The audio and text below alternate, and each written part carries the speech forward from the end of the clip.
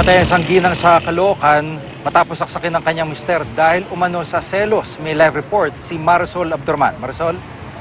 Gigi, napahalgugol na nga lang kanina si Rocky Porton habang abot-abot ang pagsisisi at paghinang tawag sa asawang napatay sa mga anak at pamilya ng kanyang asawa. Hindi raw niya sinasadyang mapatay ang asawang si Juana. Nabigla lang daw siya at nagdilim ang kanyang paningin. Nagtalo raw sila mag-asawa kagabi, nagkasakitan hanggang masaksak ng dalawang beses ang asawa sa dibdib na siyang ikinamatay nito. Ilang beses na raw kasi sila niyang nakitang may kiss mark sa leeg ang misis na anya matagal na raw nanuloko sa kanya. Hindi raw niya alam kung paano haharap sa dalawa niyang anak na nakasita sa krimen. Sana raw mapatawad siya ng kanyang mga anak. Ang gusto lamang daw niya, Gigi, ay makuha ang mga anak at makipaghiwalay na sa asawa.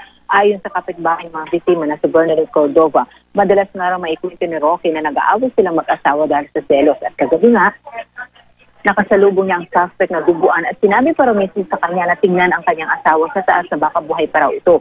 Dali-dali raw siyang umakyat sa tinutuluyan ng mag-asawa. Doon na nga raw niya nakita si Juana na isang lady guard na duguan ang dibdib. Kaya tumawag daw siya agad ng pulis, nila na kapitbahay din doon. Timing naman na off-duty noon si SP1 Freddy Dagle at pauwi na kaya nahabol ang suspect na mabilis din tumakas matapos nga niya mapatay ang kanyang misis.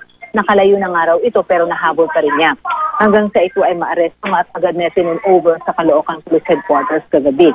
Gaya nga niyo nabanggit, Gigi, selos ang nakikitang dahilan ng Caloocan Police na nangyaring krimen. Kaya payo nila, huwag dapat salubungin ng init ang ulo para hindi raw mauwi sa sakitan at patayan. Samantala, Gigi, re-recommenda naman na ma-turn over sa DSWD ang dalawang bata. Ito yung mga anak nila na naka-witness mismo daw sa pangpatay para sumilalim daw sila sa stress debriefing dahil traumatic daw ang kanilang nasaksihan. Na-recover naman, Gigi, ang kutsiling ginamit sa krimen at we understand na by this time, Gigi, nasampahan na ng kasong parricide isang suspect. Gigi? Maraming salamat, Marisol Abdurman.